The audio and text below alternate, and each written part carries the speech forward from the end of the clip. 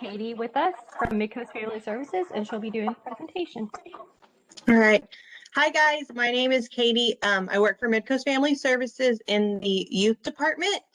And today we are going to talk about alcohol prevention. So a little history about Midcoast. So we cover drug and alcohol prevention. We do counseling for parents and families and children in the 7 surrounding counties. We also have our homeless prevention program where we assist with like rental assistance and long-term housing. And then we also have domestic violence, sexual assault, and a hotline for domestic violence and a women's crisis center shelter. So those are all a part of the Midcoast program, which we're here in Victoria. But today we are doing alcohol prevention. So let me get my PowerPoint up for y'all. And we are ready to go. Okay, so what's in your cup? Alcohol 101. So we're going to go ahead and get started. What is alcohol? So it's the basic, what is alcohol? Is a colorless, volatile, flammable liquid that is produced by the natural fermentation of sugars and is the intoxicating constituent of wine, beer, spirits, and other drinks. And is also used as an industrial solvent and as fuel. So when we think about alcohol, a lot of times people just think straight liquor. They don't think about beer and wine and even your malt liquor drinks. So that's why I put this visual on here to show you what exactly is in a 12-ounce beer. So you think of a 12-ounce beer, that's 5% alcohol. 8-ounce malt liquor, which is like your White Claw, stuff like that, that's 7% alcohol. 5 ounces of wine, which is about half of a wine glass full, is 12% alcohol. And then a shot of whiskey, rum, gin, vodka, something like that is 40% alcohol. So that's the percentage of that drink that is actual alcohol, okay? So we like to focus on this a lot to show you that, you know, whenever we talk about how many drinks is too many drinks and what's safe and what's not safe, you really think about that one beer is considered one drink. So when you're considered under the influence, it's 3 or 4 drinks. So it's not what you think is making you over the influence. It's what actually it is in the state of Texas. So this just kind of shows you again what the average drink is. Okay. So some short-term effects of alcohol usage. So you'll start off with slurred speech, impaired judgment, decreased perception and coordination, vomiting after you've had a few too many drinks. Headaches can come during and after the use of alcohol. Breathing difficulties, risky behaviors. You think that you can do this, you can't, this isn't going to hurt you. We've all had those situations where we've had a few drinks in us and then maybe we feel like we can do anything that we want. Loss of consciousness, blacking out, mood swings. Those are all things that are your short-term effects of using alcohol. So that could be 1 drink for me and it could be 5 drinks for somebody else. Everyone's tolerance level is different. So you may have someone that just drinks 1 beer and they'll already be having slurred speech and, you know, their judgment may be off compared to someone that drinks a little bit more. That may take them 3 or 4 drinks to get to that level, but you're going to have some type of effect of alcohol when you put it into your body. Okay. Some of our long-term effects are high blood pressure, heart disease, stroke, liver disease, digestive problems. These are long-term people that use alcohol 3 to 4 times a week. Cancer of not only the liver, but it can cause cancer of the breast, mouth, your throat, esophagus, your colon. Definitely learning and memory problems. So your brain is not fully developed until you're about 25 or 26 years old. So when you start putting different chemicals and toxins into your body prior to that, it really affects your brain a lot. Mental health problems, including depression and anxiety. So some people use alcohol to deal with their depression or their anxiety or stress, but it's actually not good for it at all. It's worse, makes it worse. Social problems, and then of course, alcohol dependency, becoming dependent of the alcohol is definitely a long-term effect, alcoholism, stuff like that. So these are all some of the long-term effects that can come across. Also, sorry, I forgot to say earlier, if you have any questions or comments, feel free to leave them in the chat and we will answer them either during or after. We'll definitely have time for questions, so we will get to that as well. Okay, so more on alcohol in the brain. Alcohol decreases some of the activity in the prefrontal cortex. This area helps you think clearly and rationally and is involved in your decision-making skills. So when we start to put alcohol into our bodies and it goes to our brain, that's why after a few drinks, you may start to not be able to think clear, stuff like that. It not only affects you physically, but it also affects your brain, okay? Alcohol increases levels of dopamine in the brain that creates the high or the buzz. So you've heard of, if you've taken any type of psychology class or anything like that, you've heard of dopamine before. And that is what makes you think that you feel high, or you feel that high, or you feel that buzz from that margarita or that drink. It's because that alcohol is sending that up to your brain.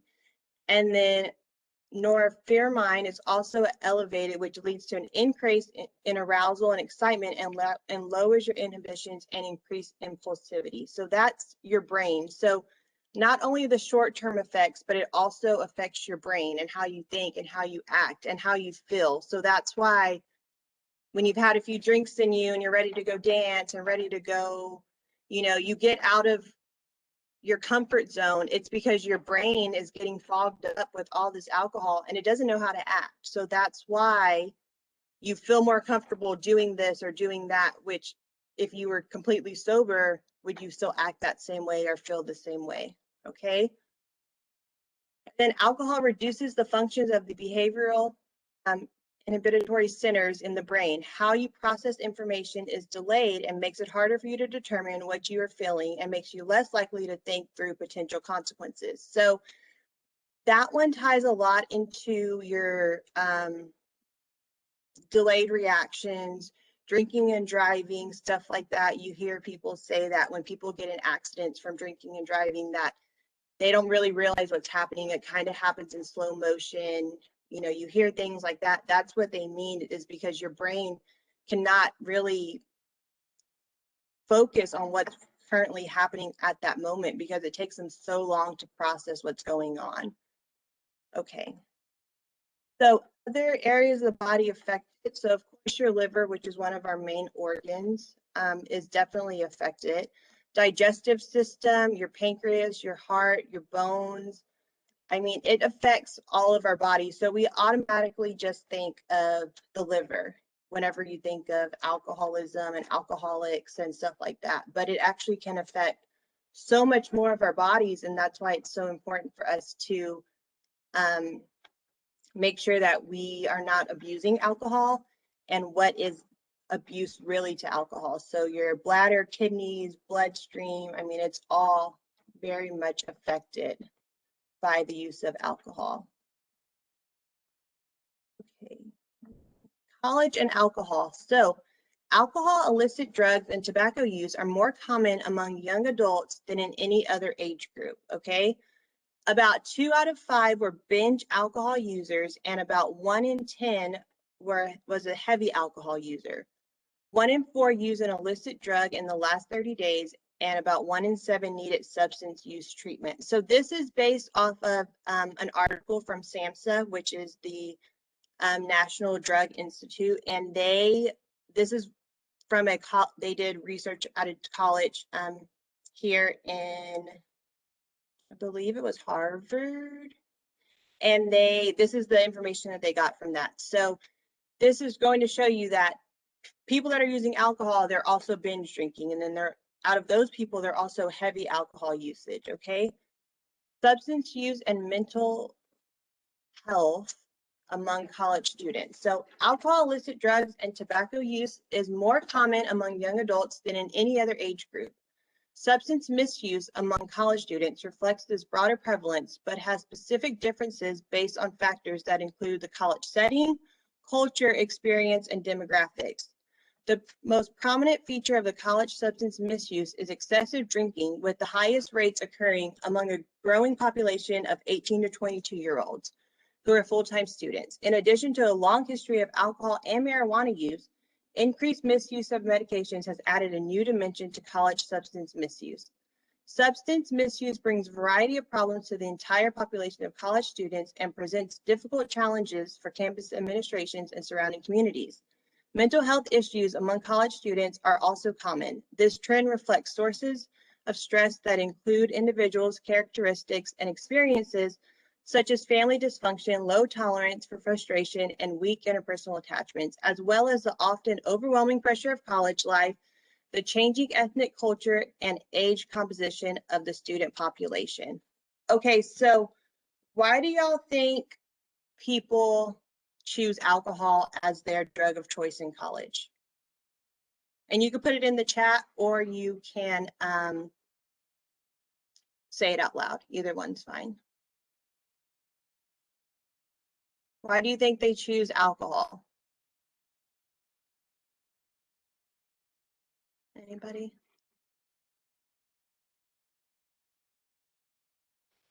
Yes, we have a few people that responded. Colin said the most legal drug, and Rebecca commented that as well.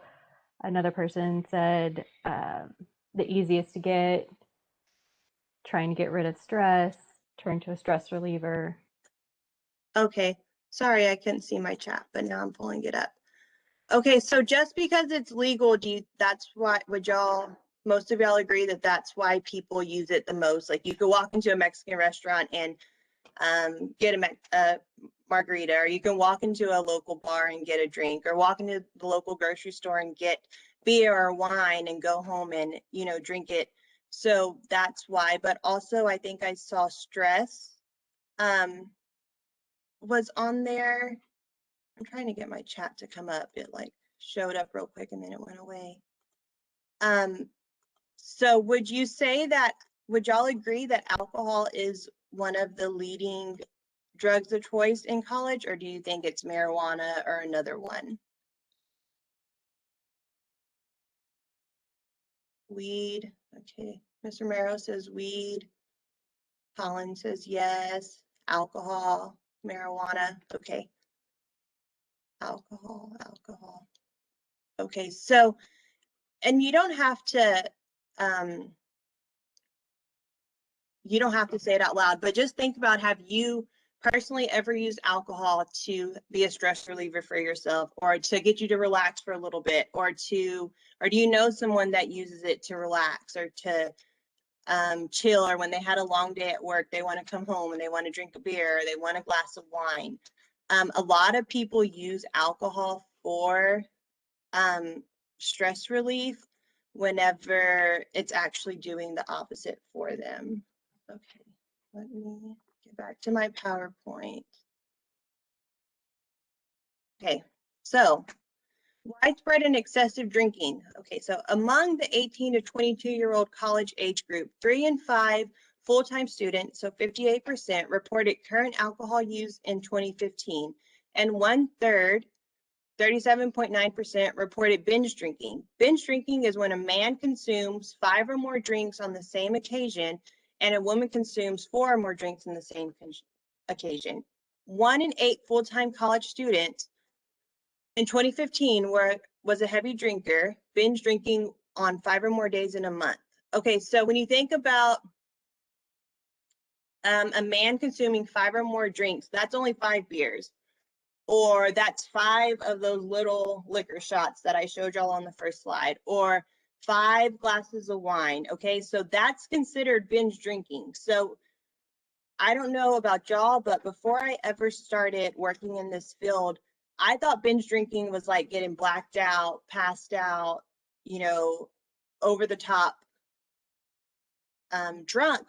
And honestly, how many times have you or you know someone that was out binge drinking and they were perfectly fine? You know, they just had a few, they're just having a good time, but in reality, they were binge drinking, you know? So that's why we like to show the different amounts of what the one alcoholic drink really is for you to think like, yeah, some people binge drink every time they drink, right? So when you think about it that way, for us ladies, it's only 4 drinks. So four glasses of wine or 4 shots or something like that, that's considered binge drinking. 4 beers, 4 White Claws, something like that. Okay, so in 2015, male students were more likely than female students to engage in heavy drinking. Males and females had similar rates for current drinking and binge drinking. Another national survey found male full-time college students more likely than female students to report heavy drinking in the past 30 days. So 37% versus 29%. Why do y'all think that? Why do you think males have a tendency to drink more as far as heavy drinking goes compared to the ladies? More Body macho. weight? Do y'all believe that? I guess first, do you believe that guys heavy drink more than ladies do? Yes. Okay. No. High tolerance. Yes. Yes. Okay. So I'm kind of go both ways. Like I believe it, but then I also know some ladies that can really drink, and they try to keep up with the guys kind of. So when you think about heavy drinking, think about when you go to celebrations or parties, or during the summer when you go to the beach or spring break and stuff like that. Like think about all the people around you that are participating, and then how much are they really drinking? How many people do you know that when they sit down or they're going to celebrate something, they only have 1 drink and then they stop after 1 drink? Do you know people that have control over it like that? Or do more people really binge drink and heavy drink? When you think about it, when you see the numbers and what it truly is, what are the people really doing? Okay. Well, how much is too much? So heavy alcohol use for men, consuming 15 or more drinks per week. For women, it is 8 or more drinks per week. So from Sunday through Saturday, if you drink more than 15 beers in a week as a male or a female, that's considered heavy alcohol use. Okay. I know people that can drink a 12-pack in a night when they come home from working a hard day's work, right? Same thing for women. I know ladies that drink a bottle of wine every night, and that's their way of relaxing and chilling out. But when you tell them, you may have like, it's not normal to drink wine every single day. They're like, oh no, it's fine. I'm only drinking 2 or 3 glasses. But then they're going and filling their wine glass to the very brim. They're not giving them serving amount, the 5 ounces. They're filling their glass and they're drinking so much. So technically they are a heavy alcohol drinker. They just don't realize it. How many drinks is considered binge drinking? So 5 or more in a single occasion for men, and then 4 or more for women, which that was in the last slide. I would think that a lot of us never considered ourselves to be binge drinking when we're out celebrating and doing things, but when you see it on paper, it makes you realize that you are out there binge drinking. Okay, so indicators of risky excessive drinking. So what are some indicators that you may be excessively drinking? So you drink more or longer than you intend. So that's like you come home and you're like, I'm gonna have 1 drink, but then you end up drinking all night long, right? You try to cut down or stop drinking, but you're not able to. So you try to stop. You say, I'm not gonna drink for the whole month of January, and then you make it 7 days into it, and then your friend invites you to go have dinner and you have to order a drink. Having to drink more than you once did to get the effect you want. So if you used to be able to drink a whole bottle of wine and you felt fine, but now you have to drink 2 bottles of wine to feel fine. That's what that is. Continue to drink even though it makes you feel depressed or anxious or adds to another health problem. Loved ones and or trusted friends that have made comments about your drinking pattern. You spend a lot of time drinking or thinking about alcohol. So this is a big one, especially for the college populations, is that a lot of the events and things that we do and we go to and participate in, it's like they have to have alcohol in order to get people there, you know? And I know a few years back, it was a big deal because the college football games weren't allowing them to sell alcohol. And then they started to let them sell alcohol because that's what was bringing in the crowd. So, you know, that's all we think about is what am I going to drink this weekend? Where am I going to go that I'm going to be able to have a drink? Stuff like that. Finding that drinking often interferes with daily activities, family, friends, and our work. So if there's not alcohol there, you don't want to go. If you can't drink there, you don't want to go to that event. You have been arrested or had other legal problems due to drinking. So buzz driving is drunk driving. So, you know, if you've had any issues, public PI, public intoxication, anything like that, it doesn't have to just be a DWI. It could be anything that has to do with you being under the influence of alcohol. That makes it to where it could be excessive. You could be excessively drinking. Experience symptoms of withdrawal when you don't drink. So some withdrawal symptoms include shakiness, sweating, tremors, headaches, anxiety, irritability, and or insomnia. So if you do try to stop drinking and then you start to have a little bit of these withdrawal symptoms, like that's your body telling you that they need that alcohol, which makes it that you're now excessively drinking. So those are some of the indicators. Are there any other indicators that y'all think that aren't listed that maybe you know somebody that they excessively drink and like how they kind of have their life revolve around alcohol that you've noticed?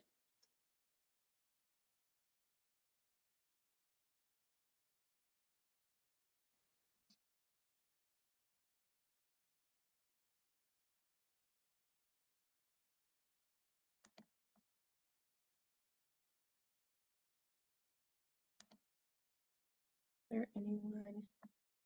Loss of time, blackouts. Okay, good. Anybody else have anything for that one? Yes, somebody said, yes, they get moody if they don't have a drink. Yes. Okay. It's hard for me to see the chat. I'm sorry, guys. And somebody else said that they have a family member and they stay in their PJs a lot, lack of hygiene care. Yeah, mood swings. Okay, now I can see it. Mood swings. So there's just all kinds of stuff that, you know, you kind of start to notice they kind of start to spiral down whenever they start to use a lot. And they just depend on it. That's all they want to do, you know? Okay, let's see.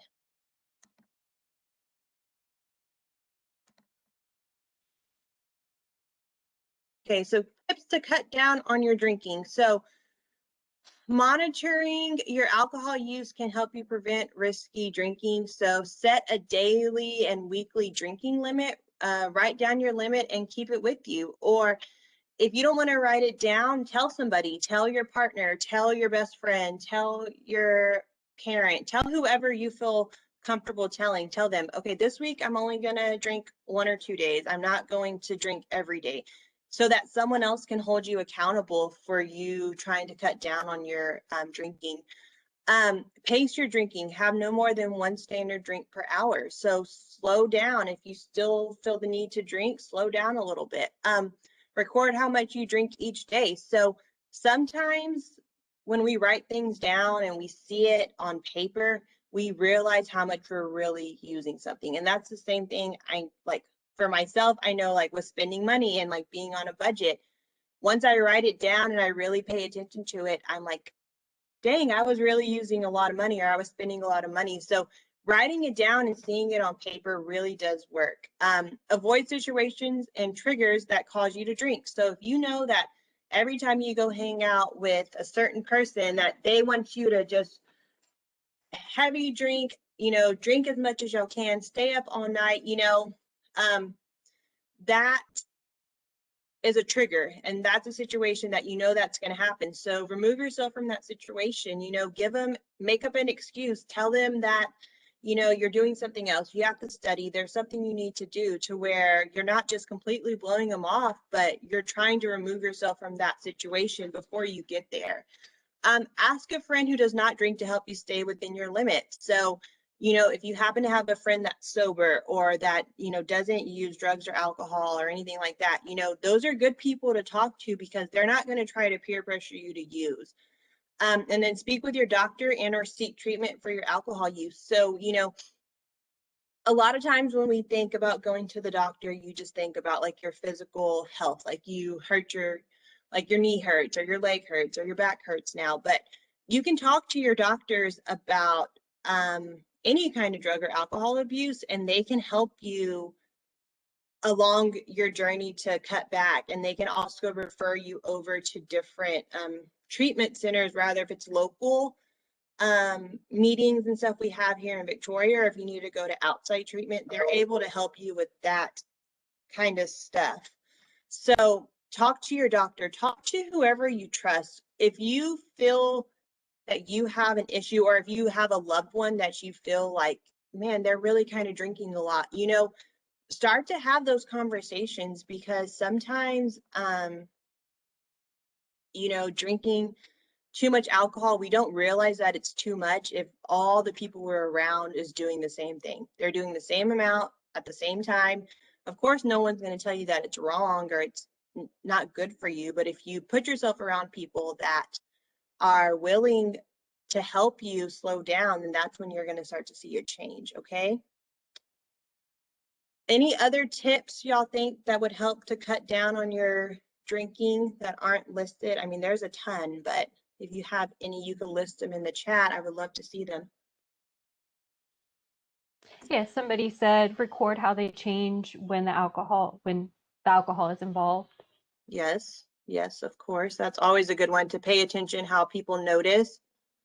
Let your family and friends know you're cutting down and tell them how important to you and try getting their support. Yes, so letting people know. And you know, your true friends and your family, they're going to support you hopefully and still want to see you and invite you to events and stuff like that, even though you're not going to be participating with them. As long as you let them know ahead of time, then they're not going to try to peer pressure you once you do get to the event. Good, that's a really good one, Crystal. Anybody else? Sometimes just refraining from alcohol is a good option. Yes, so just cold turkey stopping the alcohol just all the way, that is good. And sometimes that works for people, and sometimes people may go back and start to have little withdrawals, and then they have to slowly wean themselves off of it. But yes, that is also a good one, Teresa. Anybody else have anything? Okay, so moving on. Let's see. Do not buy it for the house. Yes, Miss Silva. Okay, so your liver can metabolize about 1 standard drink per hour. So your liver can only break down 1 drink an hour. So if you drink more than 1 drink an hour, your liver is constantly working in like overload mode. It's trying to break it down. And that's why whenever if you drink a lot the night before and you wake up the next day and you don't feel that good, you have a headache, you have a hangover, it's because your liver finally caught up overnight or over that expanded time when you weren't drinking, and it's super dehydrated, and then that's why you don't feel good. So, you know, I feel like people don't talk about our livers enough and how important they are to our bodies and what they do and how they filter out all the toxins and stuff like that. But, you know, your liver is so important to your body. So you have to really take care of it. And that's one of the main things about drinking alcohol, that, you know, people that suffer from cirrhosis of the liver and liver cancer and stuff like that, they've been just having the standard, you know, binge drinking days since they were 20, you know, 18, 20 years old. And then they're 50 years old and now they're getting diagnosed with cirrhosis of the liver or liver cancer. And that's because their liver is finally catching up to all that work that it was doing.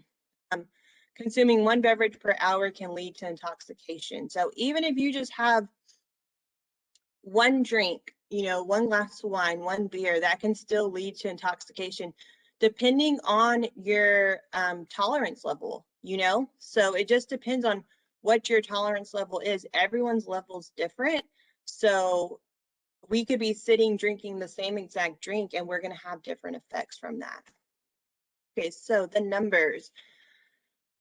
In 2018, 54.9% of full-time college students aged 18 to 22 drank alcohol in the last month, 36.9 engaged in binge drinking, and 9.6 engaged in heavy alcohol use. So high-risk drinking among college students, 1,500 deaths, 700,000 assaults, almost 97,000 date rapes, and then 37% engaged in binge drinking. So, you know, you hear of people getting roofied, something slipped in their drink, stuff like that. That all goes back to the date rapes and the sexual assault, which that's from them just going out and having something to drink.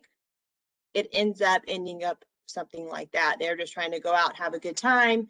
They end up in a situation like that. So it's really important to, you know, watch your drinks and stuff like that to protect yourself. So why is this information important to us? Why is it important to college students? Like, I'm of age, I'm 21 years old. I should be able to go drink or, you know, have a glass of wine or have a beer or whatever you like to enjoy. So why is it important to you? Alcohol was involved in about 41% of academic problems and 28% of all college dropouts. Did you know that students who binge drink 3 times per week are more than 6 times more likely to perform poorly on class projects or tests and 5 times more likely to miss class? So when you think about your academics and your studies and stuff, if you've been out having a drink, or even if you just had something small, do you want to go home and study? Yes or no? You could put it in the chat box. No, right.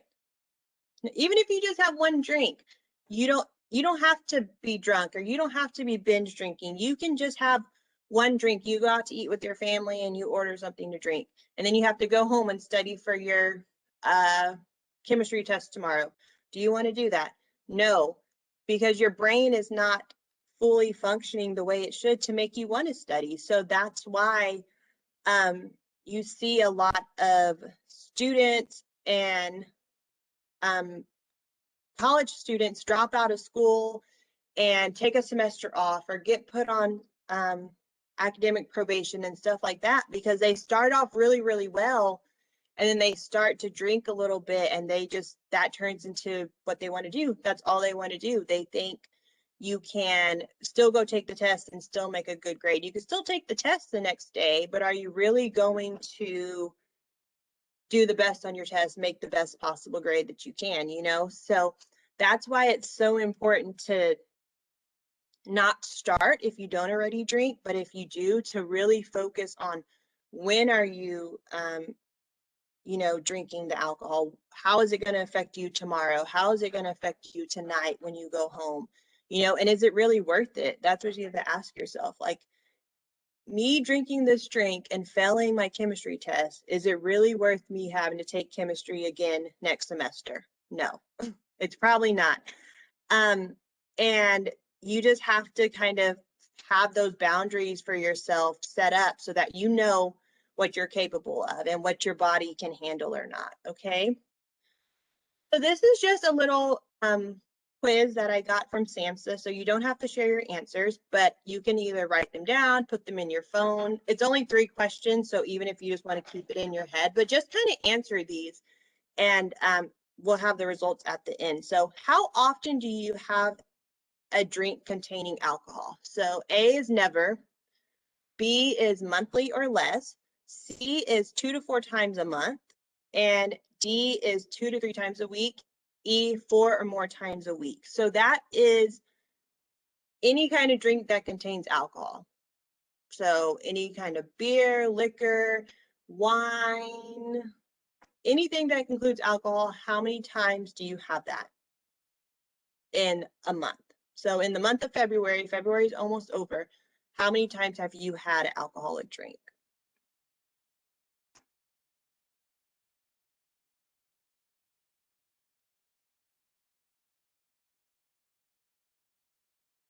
Okay. Y'all ready to move on to the next one? Okay, we're getting some answers in the chat. That's good.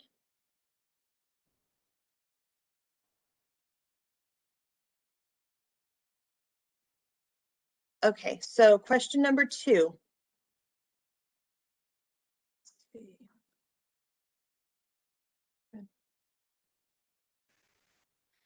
How many standard drinks containing alcohol do you have on a typical day? So how many drinks do you have on a typical day? So those days you're drinking, how many drinks are you having? Are you having 1 or 2, 3 or 4, 5 or 6, 7 to 9, or 10 or more? So you say you drank monthly, so that one time you drank monthly, how many drinks did you have on that day? Standard drinks.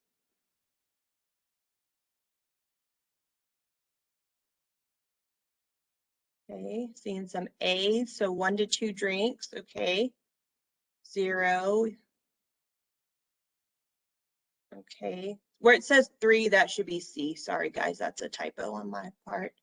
So C is 5 or 6 drinks. Okay, none.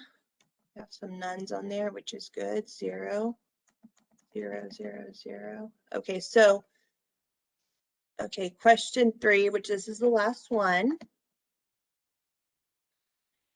How often do you have 6 or more drinks on one occasion? You never have that many drinks. B is less than monthly. C is monthly. D is weekly. And E is daily or almost daily. So how often do you have 6 or more drinks? So think about too, what are you drinking? So if you're drinking a glass of wine, but you're filling up your wine glass to the top, that's really 2 glasses of wine in one, Same thing with margarita or beer or something like that. If you're getting a tall boy, that's, 2.5 beers in one. So what are you drinking? So we have some A's, less than monthly. We're having 6 or more. That's good. Okay, good. Okay, so here's the results. So if you chose A, that's 0 points. B is 1, C is 2 points, D is 3, and E is 4. So for men, 4 points or higher is considered hazardous drinking, and women 3 points or more is considered hazardous drinking. So out of your answers, however many points you have, that's what it means. So, and hazardous drinking is just, you may be getting to a point that it's becoming excessive, or it's becoming a part of your everyday life, or, you feel that you need alcohol to relax or chill out, or to, if you're feeling anxious or something like that. That's the only thing that's, the reason we do this quiz is to show you, to kind of bring it to light, how much you really are drinking. Okay. Does anybody have any questions about that, the survey, or any comments before we move on?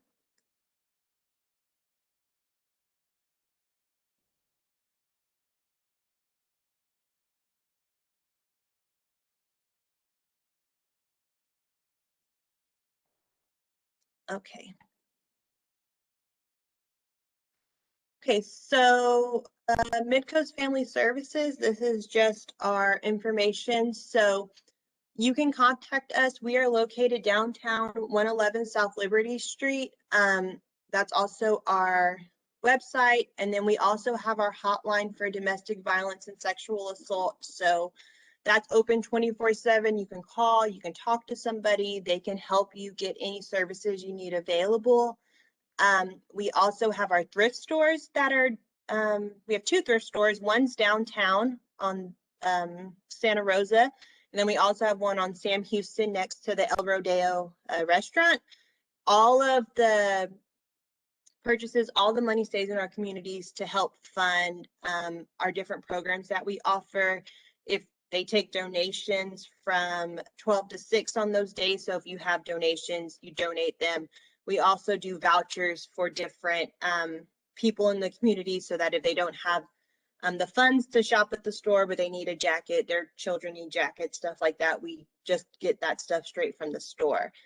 We also have our different social media, so our Facebook page, Instagram, YouTube. We even have a TikTok, thanks to COVID-19. So we post information on there all the time for kids, adults, college students. I mean, kids ranging from first graders all the way through high school. So those are the services that we offer at Midcoast Family Services. If y'all follow us or like us, we would really appreciate it. We definitely try to get the information out to the community on all the different events that are going on in our area. All right, so that is it. Does anybody, I'm sorry, those are the hotlines. So those are your national hotlines as far as national hotlines for alcohol abuse or any other drug abuse, and then suicide prevention. If you know anyone that's dealing with any suicidal thoughts or anything like that, there's always that prevention hotline. It's always good just to kind of keep in your phone, just in case you happen to come across someone that's going through that situation. You have the number, you're ready to give it to them so they're able to talk to somebody. So those are the national hotlines, of course, with the local hotline. Okay, so let's see. I have a few questions in the chat. So you can put your questions in the chat for me, or you can say them out loud and I'll answer them. We have a little bit of time for some questions and answers. So how do you help those students who feel alcohol is the only comfort in a stressful situation? So as far as my role at Midcoast Family Services, which is a prevention specialist, we just really work with our students to educate them on what are they putting into their body and why are you putting into your body. And a lot of it has to do with just writing it down and helping them cope with other ways that they could deal with their stressful situations. So it's really hard when you're so used to dealing with alcohol all the time to turn to something else. But I mean, something as simple as going outside for a walk, or exercising or reading or sleeping even can help you sometimes comfort you. And that's a good healthy coping strategy versus turning to alcohol. So that's, but we just kind of will work with you in like a small group setting. We do different presentations, activities, stuff like that to kind of help you with that situation. And then we could always give you a referral out to different agencies in the area that could help you past that. If you needed help with treatment or something like that, we have those resources available. So yes, Ms. Teresa said learning healthy coping habits. That's exactly right. I like to paint or meditate. Sweet. Any other questions or comments about anything Midcoast, our services that we offer? If you liked our presentation, I completely, I was going to do a little Google form. I completely forgot to do that. So do you accept volunteers at Midcoast?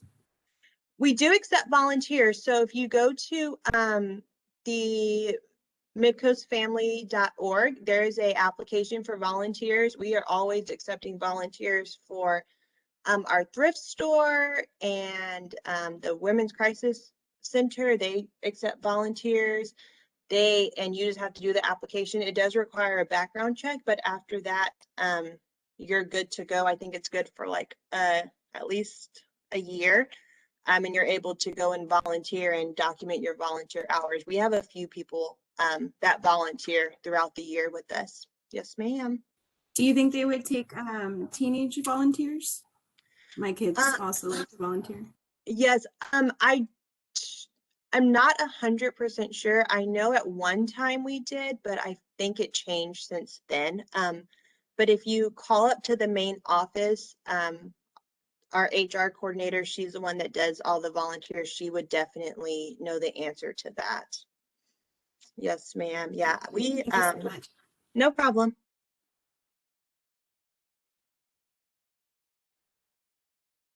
Anybody else?